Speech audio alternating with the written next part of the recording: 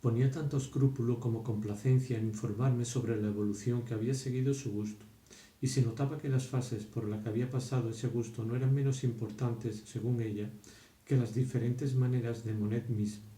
Por lo demás, no me sentía halagado por el hecho de que me hiciese la confidencia de sus predilecciones, pues ni siquiera ante la provinciana más estúpida podía permanecer 5 minutos sin sentir la necesidad de confesarlas. Cuando una dama noble de Avranches, incapaz de distinguir a moza de Wagner, decía delante de Madame de Cambremer: «No hemos tenido ninguna novedad interesante durante nuestra estancia en París. Hemos estado una vez en la Ópera Comique. Daban pelas en Melisandre. Algo horrible».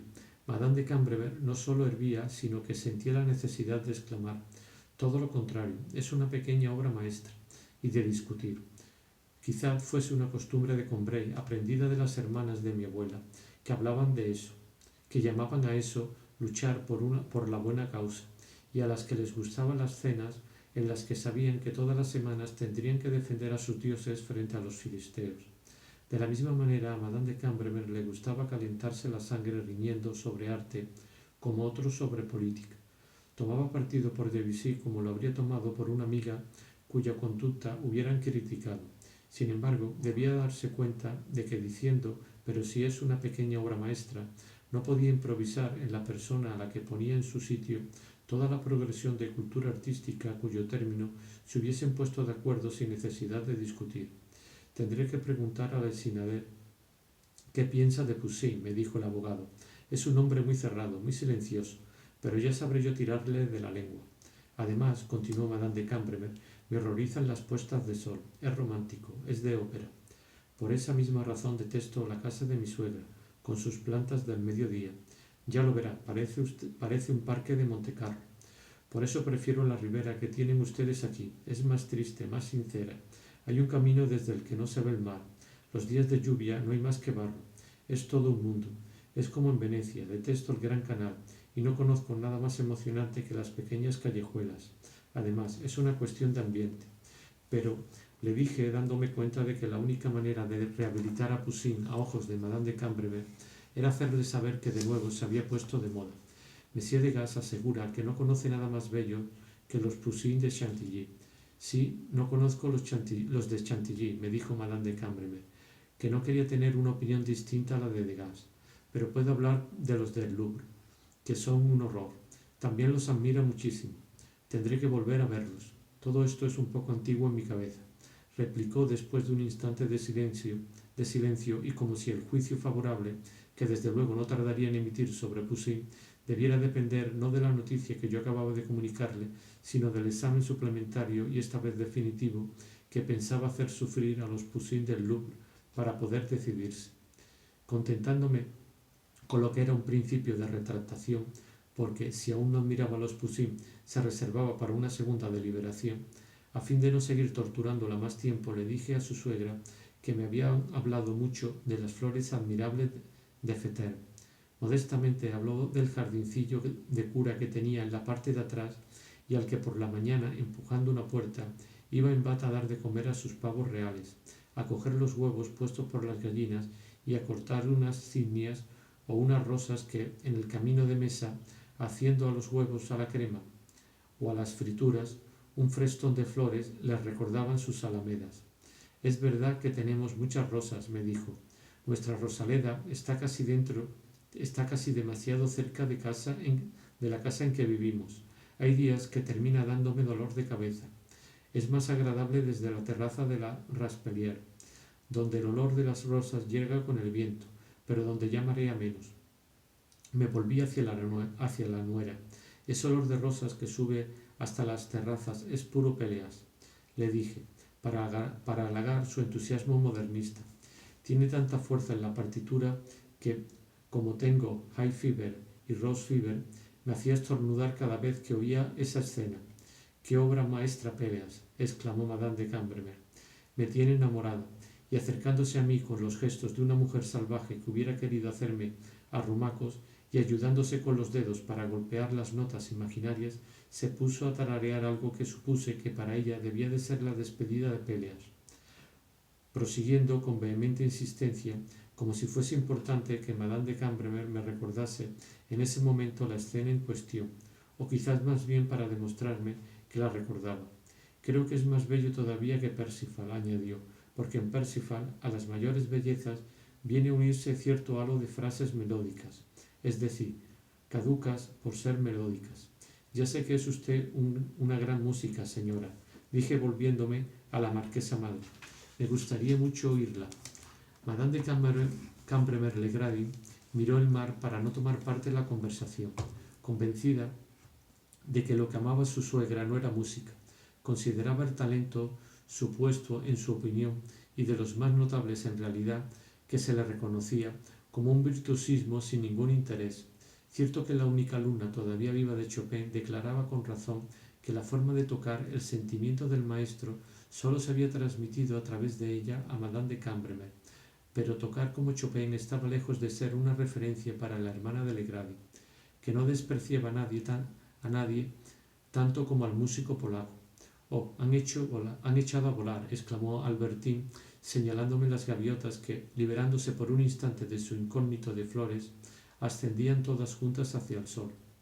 «Sus alas de gigante les impiden caminar», me dijo Madame de Cambremer, confundiendo las gaviotas con los albatros. «Me gustan mucho, las veía en Ámsterdam», dijo Albertín. «Huelen el mar, lo ventean incluso a través de las piedras de las calles». «Ah, ¿ha estado usted en Holanda? ¿Conoce los Vermeer?», preguntó imperiosa Madame de Cambremer, y con el mismo tono con que habría dicho «¿Conoce los Guermantes?», porque el esnovismo, cuando cambia de objeto, no cambia de acento. Albertín contestó que no. Creía que le hablaban de personas vivas, pero no se notó. «Me encantaría tocar un poco de música para usted», me dijo Madame de Cambremer, «pero como sabe, solo toco cosas que ya no interesan a su generación. Fui educada en el culto a Chopin», dijo en voz baja, porque temía a su nuera y sabía que para ella, convencida de que Chopin no era música, tocarlo bien o tocarlo mal eran expresiones carentes de sentido. Reconocía que su suegra tenía habilidad técnica, que perlaba los pasajes. «Nunca me harán decir que mi suegra es música», concluía Madame de Cambremer Legrady, como se creía avanzada y solo en arte, nunca bastante a la izquierda, se figuraba no sólo que la música progresa, sino que progresa en una sola línea, y que Debussy era en cierto modo un ultra-Wagner, todavía un poco más avanzado que Wagner. No se daba cuenta de que si Debussy no era tan independiente de Wagner como ella misma había de creer dentro de unos años, ya que después de todo siempre utilizamos las armas conquistadas para acabar de liberarnos de aquel a quien momentáneamente hemos vencido. Sin embargo, tras la saturación de obras demasiado completa donde todo está expresado que empezaba a sentirse, intentaba satisfacer la necesidad contraria. Había desde luego teorías que momentáneamente sostenían esa reacción, semejantes a las que en política prestan su apoyo a leyes contra las congregaciones, a las guerras en Oriente, enseñanza contra natura, peligro amarillo, etc., etc.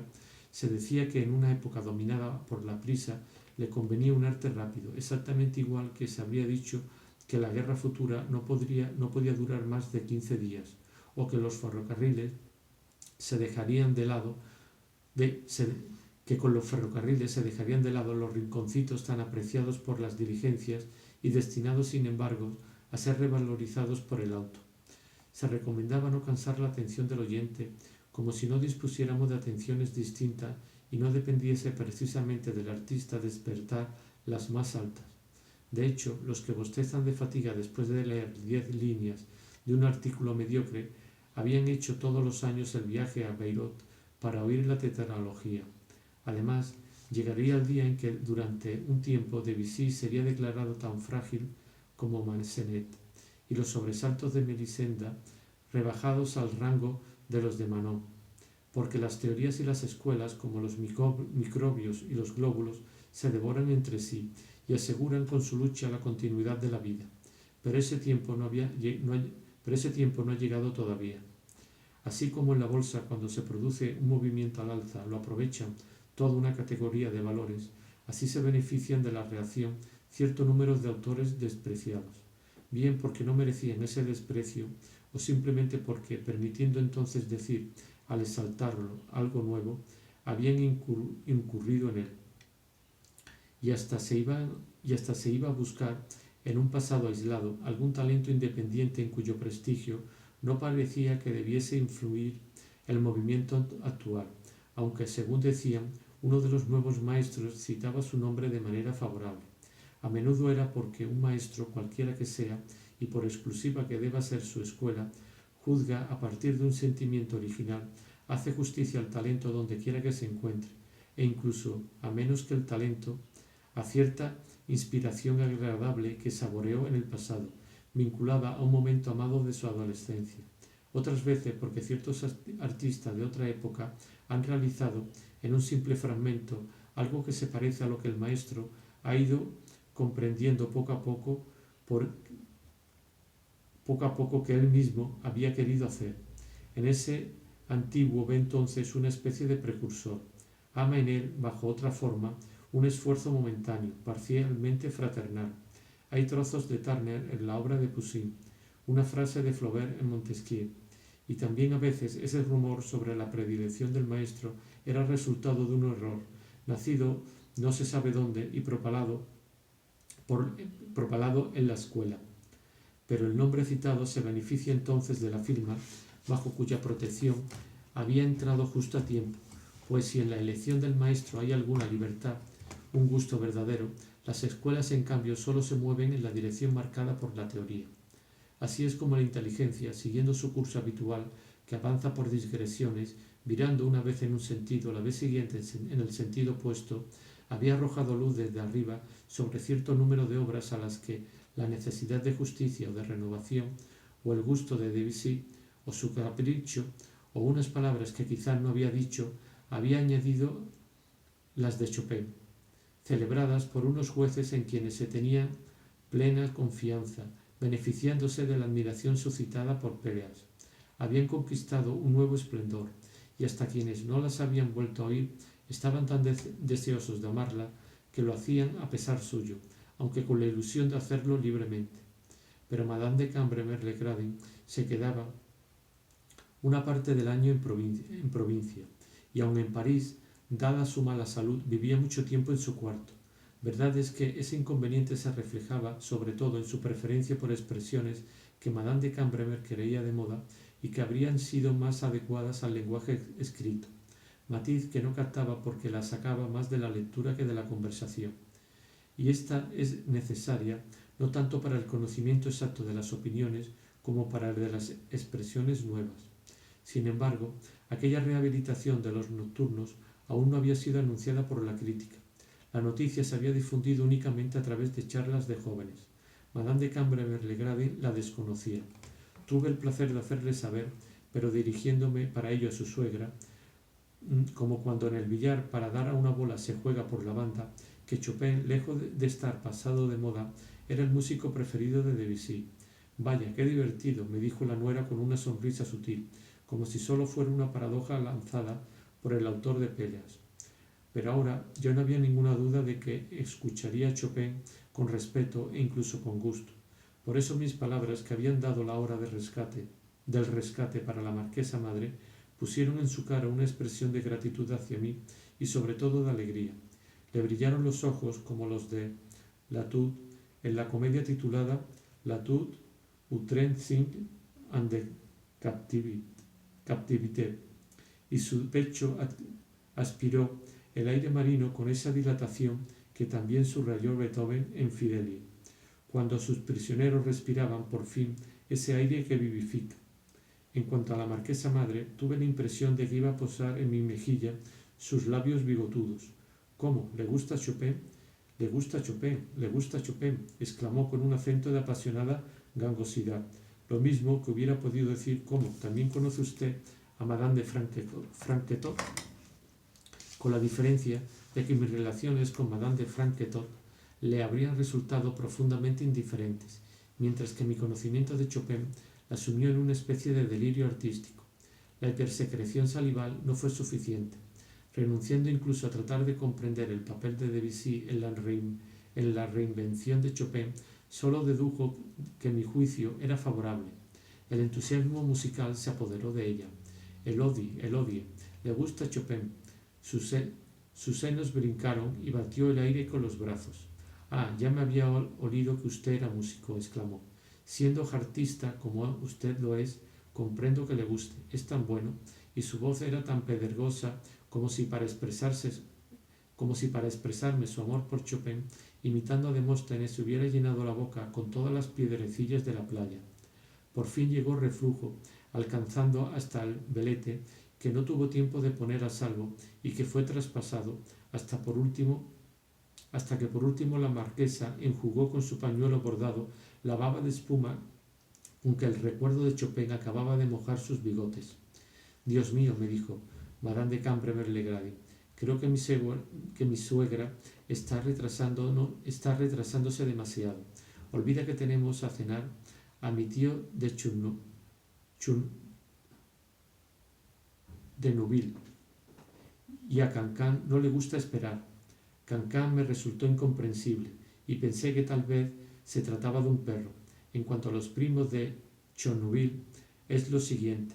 Con la edad se había atenuado en la joven marquesa el placer que sentía pronunciando su nombre de esa manera, y sin embargo, tiempo atrás había decidido casarse para saborear ese placer. En otros grupos mundanos, cuando se hablaba de los Chernobyl, tenían la costumbre, por lo menos cada vez que la partícula iba precedida de un nombre acabado en vocal, porque en caso contrario estaba uno obligado a apoyarse en el de, dado que la lengua se negaba a pronunciar Madame de Chenoux, de sacrificar la E muda de la partícula, se decía Monsieur de Chernobyl. Entre los Cambremer la tradición era inversa, pero igual de perentoria. Era la E muda de Chernobyl la que se suprimía en todos los casos, aunque el nombre fuese precedido de Mon Cousin o de Man Cousin, siempre era Chernobyl y nunca Chernobyl. En cuanto al padre de esos Chernobyl, los llamaban nuestro oncle, porque en Ferten no era lo bastante crema para pronunciar nuestro oncle, como habrían hecho los germantes, cuya jerga voluntaria era tan difícil de comprender como el antiguo francés o un moderno patois, y que suprimía las consonantes y nacionalizaba los nombres extranjeros. Toda persona que entrara en la familia recibía inmediatamente sobre este punto de los Chernobyl una advertencia que Mademoiselle Legrand Cambremer no había necesitado. Cierto día, durante una visita, al oír a una muchacha decir mi tante Dusay, mi oncle de Rouen, no había reconocido en el acto los ilustres nombres que ella misma solía pronunciar, Uzès y Rouen, y sintió el asombro, el apuro y la vergüenza de quien en la mesa encuentra delante un instrumento recién inventado cuyo uso desconoce y con el que no se atreve a empezar a comer.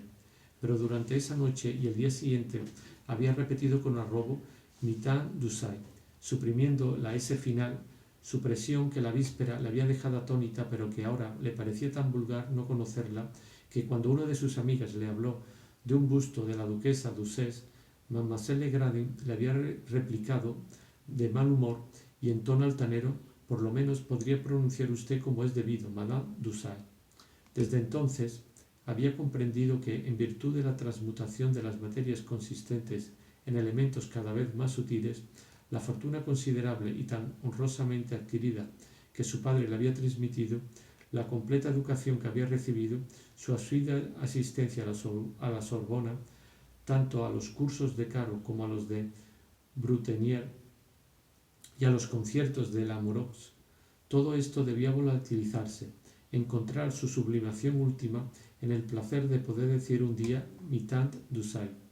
No excluía ese placer de su ánimo que, continuamente frecuentado al menos en los primeros tiempos que seguirían a su matrimonio, no a ciertas amigas a las que apreciaba y que estaba resignada a sacrificar, sino a otras a las que apreciaba y a las que quería poder decir, porque se casaría para eso, voy a presentarles a mi tante Dusay, y cuando vio que esa alianza era demasiado difícil, voy a presentarles a mi tía Chunuville, y haré que la inviten a cenar con los Dusay. Su matrimonio con Monsieur de Cambremer habría procurado a Mademoiselle Legrand ocasión de decir la primera de estas frases, pero no la segunda, porque el ambiente que frecuentaban sus suegros no era el que había creído y con el que seguía soñando. Por eso, después de haberme dicho de Saint-Loup, adoptando para ello una expresión de Robert, pues si para conversar con ella yo hablaba como Legrand, ella, obedeciendo a una sugestión inversa, me respondía en dialecto de Robert, sin saber que a éste se lo había prestado Rachel, acercando el pulgar al índice y entrecerrando los ojos como si mirase algo infinitamente delicado que había conseguido captar, tiene una bonita calidad de espíritu. Hizo su elogio con tanto ardor que cualquiera habría dicho que estaba enamorada de él. Por lo demás, se había pretendido que en el pasado, cuando estaba en Donsier, Robert había sido su amante. En realidad, lo hacía simplemente para que yo se lo repitiese y terminar con: usted tiene mucho trato con la duquesa de Guermantes. Yo no me encuentro bien, apenas salgo, y sé que ella está confinada en un círculo de amigos selectos, cosa que me parece muy bien. Por eso la conozco muy poco, pero sé que es una mujer absolutamente superior. Sabiendo que Madame de Cambremer apenas la conocía, y por hacerme tan pequeño como ella, pasé por alto el tema y contesté a la marquesa que yo había conocido sobre todo a su hermano, Monsieur Legrand. Al oír este nombre adoptó el mismo aire evasivo que yo había tenido para Madame de Guermantes, pero uniéndole una expresión de descontento, por pensar que yo había dicho aquello para humillarla a ella, no a mí. La corroía la desesperación de haber nacido Legrand. Eso pretendían al menos las hermanas y las cuñadas de su marido, nobles damas de provincia que no conocían a nadie ni sabían nada, y envidiaban la inteligencia de Madame de Cambremer, su instrucción, su riqueza, sus atractivos físicos que había tenido antes de caer enferma.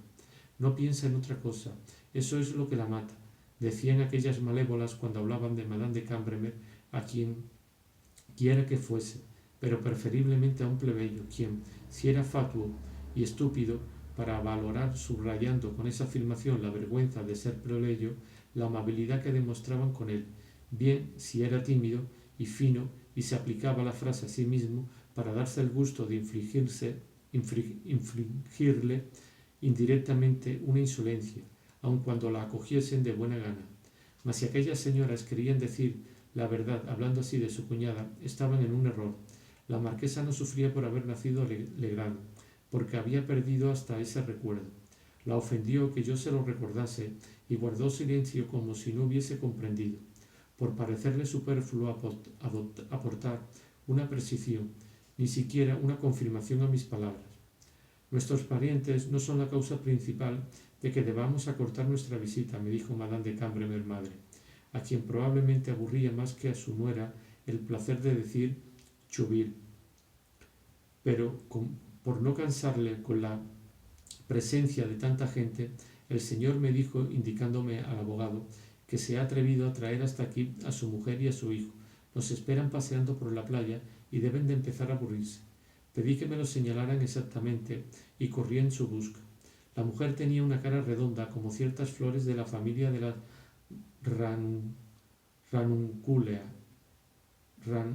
ranunculaceas y en el rabillo del ojo una marca vegetal bastante grande. Y dado que las generaciones de los seres humanos conservan sus caracteres como una familia de plantas, el mismo signo que aparecía en el rostro marchito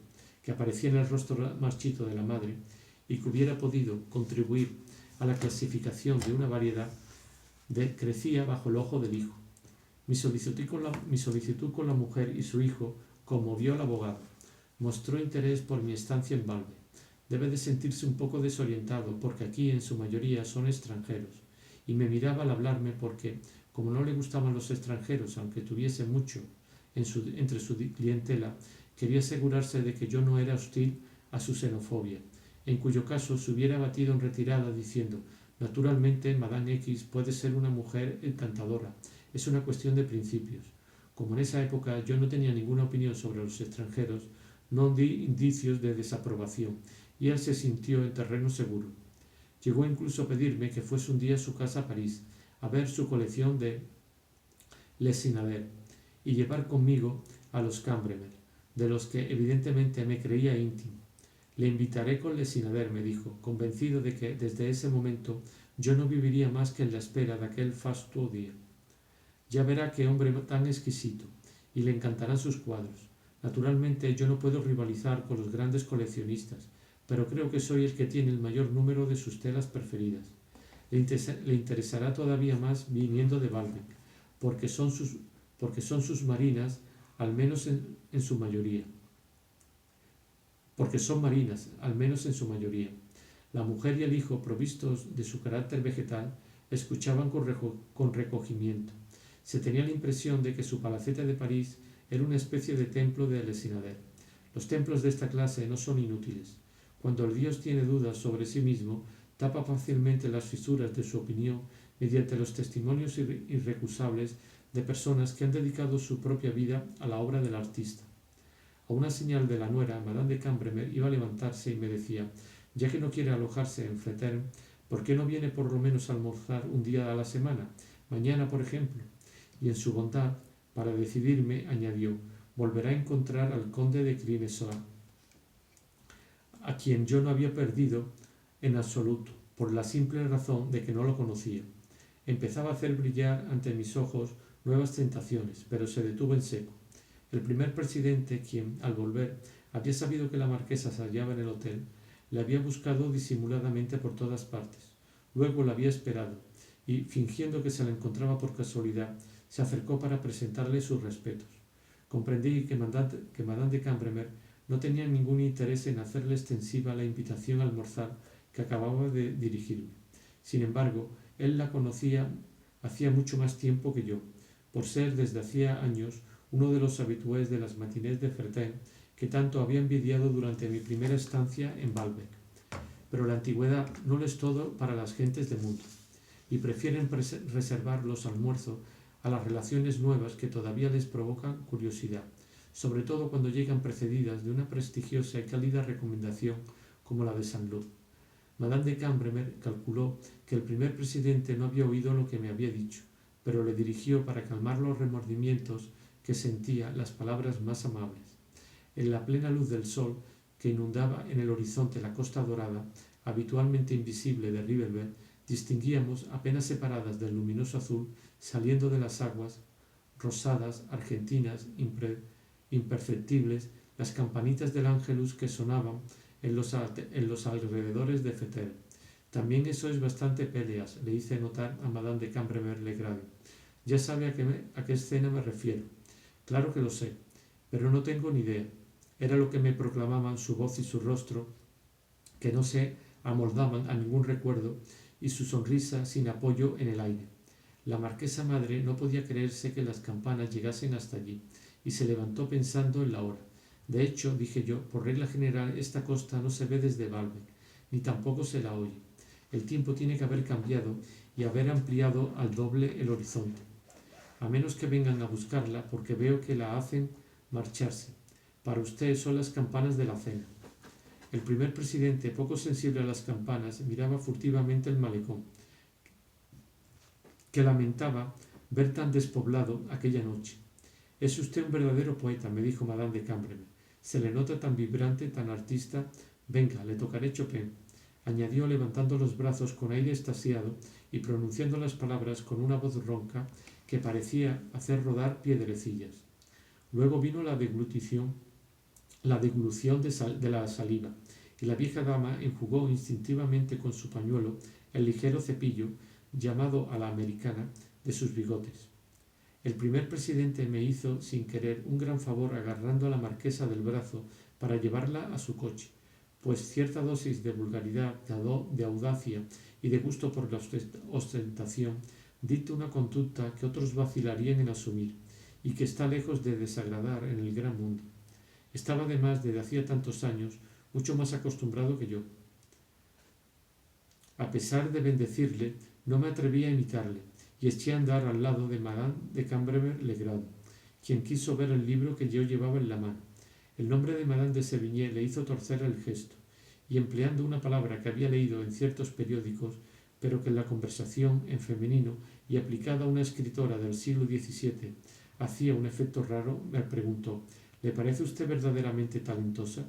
La marquesa dio al lacayo la dirección de un pastelero por cuya tienda tenía que pasar antes de tomar la carretera, rosada con el polvo del crepúsculo, donde azuleaban en forma de grupas los acantilados escalonados.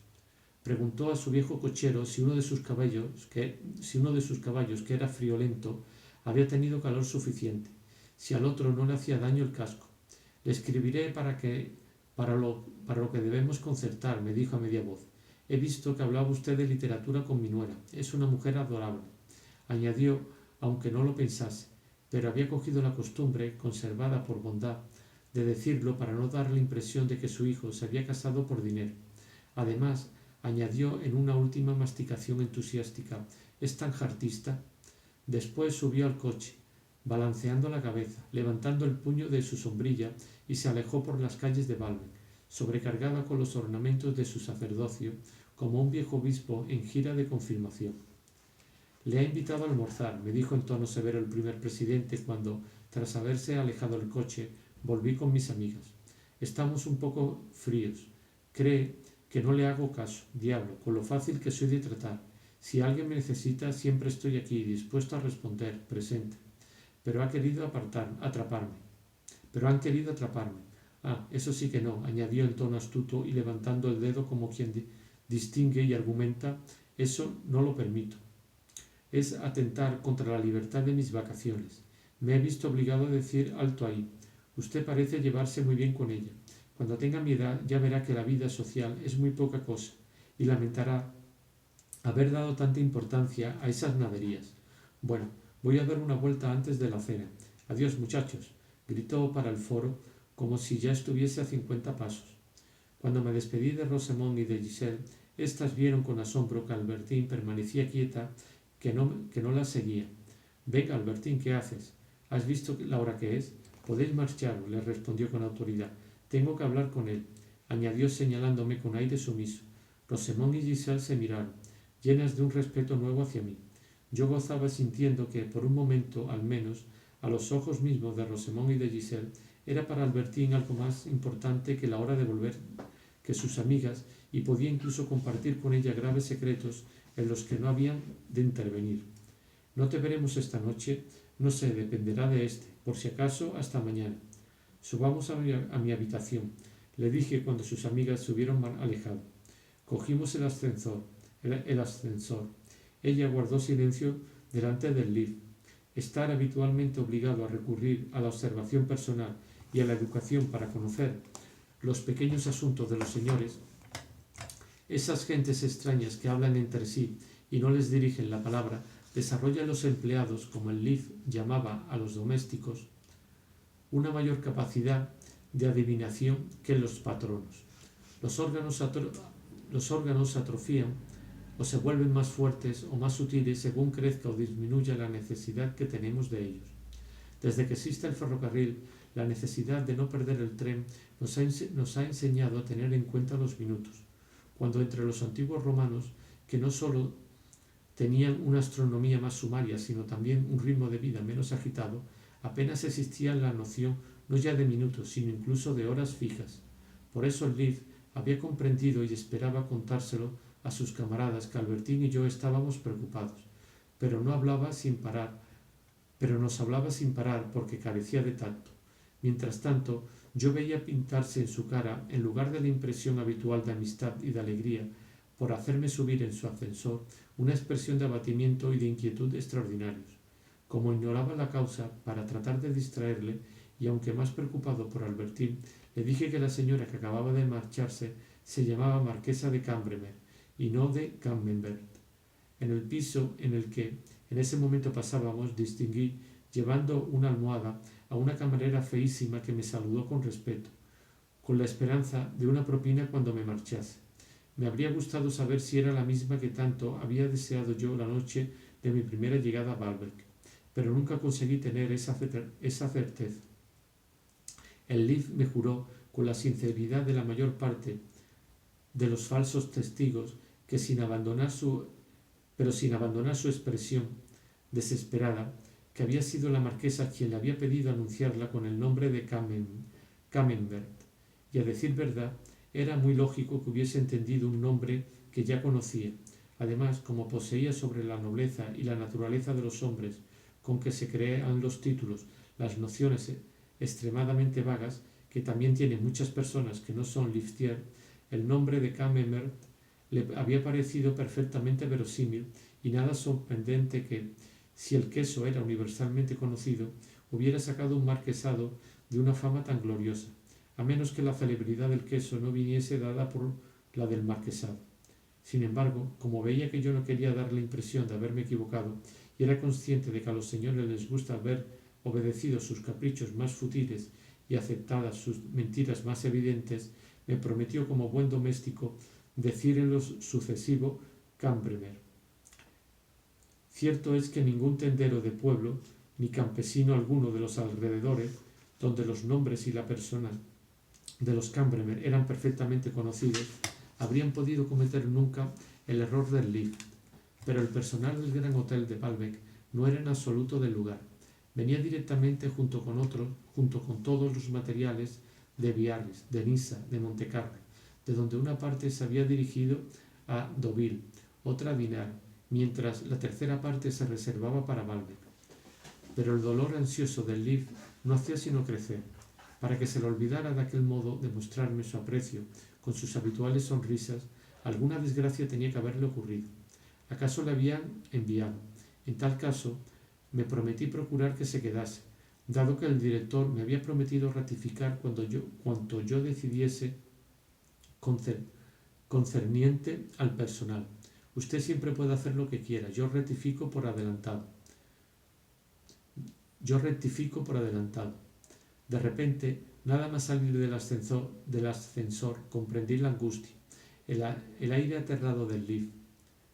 Debido a la presencia de Albertín, no le había dado los 100 sous que solía darle al subir, y aquel imbécil, en lugar de comprender que yo no quería hacer ostentación ante terceros de propina, se había echado a temblar suponiendo que se había acabado de una vez por todas, que nunca más volvería a darle nada. Se imaginaba que yo había caído en la miseria, como habría dicho el duque de Guermantes, y esa suposición no le inspiraba ninguna piedad hacia mí, sino una terrible decepción egoísta.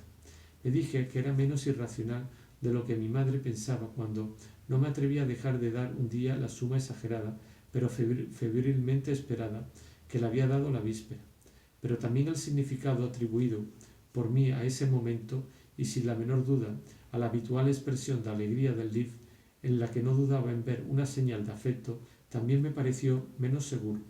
Viendo al liftier dispuesto, en su desesperación, a arrojarse de un quinto piso, me preguntaba si, en caso de que nuestras respectivas condiciones sociales cambiasen, a raíz, por ejemplo, de una revolución, el lift, convertido en burgués, en vez de maniobrar gentilmente para mí, el ascensor, no me hubiese echado fuera.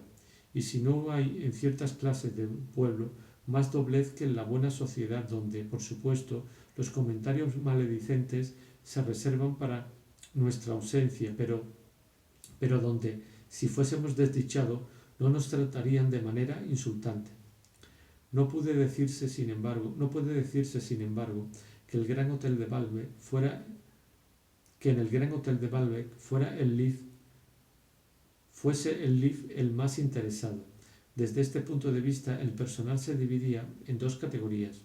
De un lado, los que hacían diferencias entre los clientes, más sensibles a la propina razonable de un viejo noble, en condiciones, además de enviarles los 28 días, recomendándolos al general de Brotelier, que a la esplendidez desconsiderada de un rastacueros, que con ellos demostraba incluso su falta de buenas maneras, que sólo en su presencia recibía el nombre de bondad. De otro lado, aquellos para quienes nobleza, inteligencia, celebridad, posición social y modales era algo inexistente, recubierto por una cifra. Para estos no había más que una jerarquía, el dinero que se tiene, o más bien el que se da. ¿Acaso el propio Aimé pertenecía a esa categoría, pese a sus pretensiones de un gran saber mundano debido al gran número de hoteles en que había servido? A lo sumo añadía un cariz social y de conocimiento de las familias en ese género de apreciación, diciendo, por ejemplo, de la princesa de Luxemburgo, hay mucho dinero ahí. Con la interrogación trataba de informarse o de controlar definitivamente los informes que había tomado antes de procurar a un cliente un chef para París. o antes de reservarle una mesa a la izquierda en la entrada con vistas al mar en Valve. Pese a eso, sin dejar de ser interesado, no lo hubiera exhibido con la estúpida desesperación del Leaf. Además, la ingenuidad de éste quizá simplificaba las cosas. La comodidad de un gran hotel, de una casa como era en el pasado la de Rachel, es que, sin necesidad de intermediarios, la vista de un billete de 100 francos, y con mayor motivo si es de 1000, aunque en tal ocasión se dé a otro, hace que en la cara hasta entonces helada de un empleado o de una mujer aparezca una sonrisa y ofrecimientos. En política, en cambio, en las relaciones de amante a querida, hay demasiadas cosas interpuestas entre el dinero y la docilidad, tantas que incluso los mismos en quienes el dinero despierta la sonrisa son incapaces a menudo de seguir el proceso interno que los une. Se creen, son más delicados. Además, eso depura la conversación educada de los ya sé lo que me queda por hacer, mañana me hallarán en el depósito de cadáveres. Por eso se encuentra en la sociedad educada tan pocos novelistas, tan pocos poetas, tan pocas de todas esas criaturas sublimes que hablan precisamente de lo que no se debe decir. Tan pronto como quedamos solos y nos adentramos por el pasillo, Albertín me dijo: ¿Qué tiene usted contra mí? ¿Me había resultado más penosa a mí mismo mi dureza con ella? ¿Se trataba únicamente por mi parte de una estratagema inconsciente destinada a llevar a mi amiga a esa actitud de temor y súplica respecto de mí, que me permitiría interrogarla y quizás saber cuál de las dos hipótesis que sobre ella venía formulando hacía tiempo era la verdadera? Lo cierto es que cuando oí su pregunta, de pronto me sentí feliz, como quien alcanza un objetivo largo tiempo deseado. Antes de responderle, la llevé hasta mi puerta. Al abrirse, ésta dejó fluir la luz rosada que llenaba la habitación y transformaba la muselina blanca de las cortinas echada